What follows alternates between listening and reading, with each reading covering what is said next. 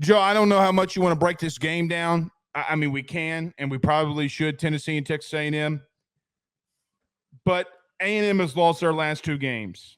And I know that it's tough. Connor Wegman is not there. I don't know if it would have made a difference. But they're not A&M, as much as they have athletes all around the place, they are still losing here, Joe. And Jimbo's got to be on the hot seat. And I don't know what you do if you're A&M at this point. I really don't. And I do think, look, I have been waiting to see on Jimbo. I've been waiting to see on Jimbo. I've never on this show come out and said that they should fire him. I've never said that.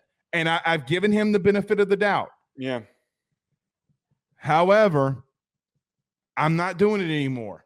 They got to let him go. They got to let Jimbo go. It's too far gone. Too far gone. He will never have more athletes than he does right now. I have a weird take, and it kind of flip-flopping here. So what's the biggest barrier, obviously, is the buyout, right? Like it's trying to get him out of the contract, having to pay all that money, and there's a debate on. I don't think it's just the buyout. It's his buyout, and then it's having to buy some other coach out that's worth a shit to come to A&M. You're a lot of money at $100 million just in buyout money. So here's my take. I really think that because of that, is it really such a bad thing to keep him on for one more year and let him recruit with his back up against the wall? Do that to me. You can't flip takes. Wait. I'm not flipping takes. So I'm not saying keep him to give him one more shot. I'm saying this is a really kind of tinfoil hat, half-baked thought. But is it really a bad thing to let him recruit one more year, even if he somehow turns it around next year, which he won't? Let him recruit, bring in one more really good recruiting class. You fire him. The buyout's not as expensive. You bring in a capable coach with a really good roster, and then you hit the ground running. Is that a crazy take? Is that an insane thing? I think it's a crazy take because of this.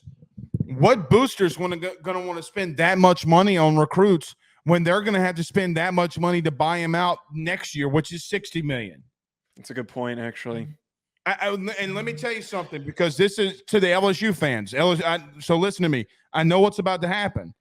What's about to happen is that from an LSU perspective, what I'm about to say is going to get clipped and shared in LSU stuff. I already know what's about to happen. So let me just preface this by saying there may be a chance that A&M starts losing some recruits. It's probable. And LSU people are going to know what I'm talking about. Bottom line is this. I don't know how much those boosters are going to want to pay if they're going to have to pay him out. If I'm a booster at A&M, I'm not paying them jack shit in recruiting. Right, to set him up for failure. So, because the best thing for their program is to get him out of there. Joe, he's worse at this point than Kevin Sumlin ever was, and they ran Sumlin out. I know the money is a big deal, but that D-line, who is fantastic, Joe, Tennessee ran for 232 yards on them. The right kid had 135, 136 yards, 7 yards a carry. Joe Milton had 34 yards. They ran it down the throat. Joe Milton went 11. Everybody, remember when everybody and their mama said Joe Milton might be the best quarterback in the country during the preseason? Well, that guy went for 12 for 100 yards and looked like dog crap. They needed a punt return for a touchdown to win it. A&M's just not a good football team. And Jimbo has been given more money in recruiting than anybody in the country, if not close to it. And he can't put together. And the bad thing about this is I feel like the Aggie fans, some of them, are going to give Jimbo an out because they're going to say Weigman got hurt. Weigman doesn't stop 232 rushing yards on you. You had, even if you would have split the last 2 weeks, if you would have beat Bama and then lost to Tennessee, I'd be like, you know what? Okay, look, they still have a chance to be 9-3. I think at the end of all of this, they may be looking up and scrapping for themselves to be bowl eligible. They are at that point, the dead carcass point where there's no pulse. They don't the crows look. are circling is what you're trying to say. The crows are circling. They look underprepared and lacking energy, and that is always an indicator of bad coaching. Well, but here's another thing.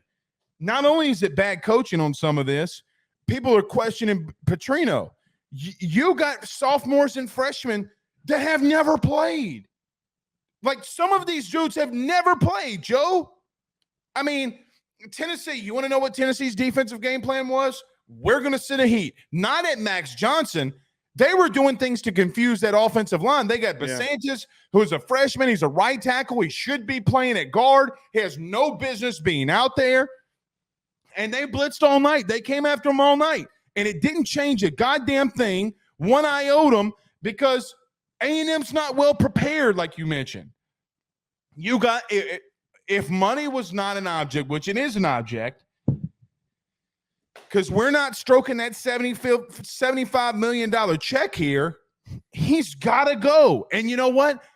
As much as I hate A&M more than I hate Bama as an LSU dude. I hate A&M. I think they're a cum stain on this conference, okay? They are. They are a cum stain on this conference. They do those weird-ass chants. Okay, they do that weird ass shit. It's weird. I know it's for them and they love it, but it's weird. And bottom line is, if we're just going to take the bias out of it, Jimbo's got to go. You never trust a man that wears a Velcro hat unless it's a visor. I said this at the beginning of the show. Stop extending coaches. Stop extending coaches before they've done anything. One good season does not constitute an extension for a head coach. Stop doing it. Here's the only reason that you extend coaches. You ready? His contract's up. That's the only reason why you should. Well, if they're building, you got to extend them to somewhat because of recruiting. You got to have a 4-year contract. Okay? People don't like you not having 4-year contracts. But if you have a coach that's constantly having 10 wins, you got to continue to extend him because there's still a potential that he can break through. But man, Jimbo, A&M, and the way that they do things, they're a cum stain. Yeah, I mean, the lack of direction, their approach to solving every problem has just been to throw money at it. And that doesn't always just work, because you went and you brought in a coach that had done some good things. And yes, you attracted him to come from Florida State, which was a good move.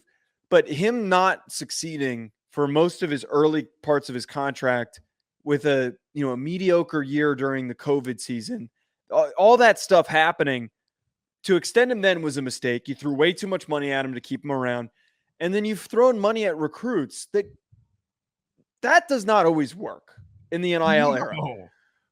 Just because you have the best players does not always translate to the best rosters, because sometimes ignoring character concerns, which is kind of been apparent with the grouping of guys that they've brought in over the past couple of years, that is going to kill your program, because a bunch of those guys have left and gone to other places, and a bunch of them aren't even on the rosters that they originally were on. Those 5-star guys left. Who was the one kid who went to Georgia? Or is it Georgia? There was a kid from Ole Miss who Chris Marshall left. He's not there. Denver Harris left, went to LSU. That's a problem. That is an indictment on good recruiting. There is clearly a lack of control going on. Because here's the truth. Saban's can't evaluate character for developing a good program. That's where I was going. The character issues, and I'm not, for LSU people, I'm not saying Denver Harris has character issues. All I'm saying is the kids that left there were some character issues. But Joe, I just feel like that they have so much damn talent on that team to be losing the way that they had no business losing to Tennessee. None. Or the way that they did. Miller 11 for 22 for 100 yards. I mean, they had no business losing. Horrible performance. Horrible performance by Tennessee through the air. But here's another. They ran all over that defensive line, though. And I'm going to tell you, Tennessee, it's complete opposite of what they did a year ago. They will run all over your ass if you're not paying attention. They finally they're hitting stride now. Yeah, they were dicking around a little too much trying to throw the ball as much as they were, and I think that there's a realization of we've got two great backs. I saw a stat. Let me make sure that this is correct. Let me try to find it. So because they ran the ball 49 times yesterday, somebody had a stat where they ran the ball 14 straight times in the second half.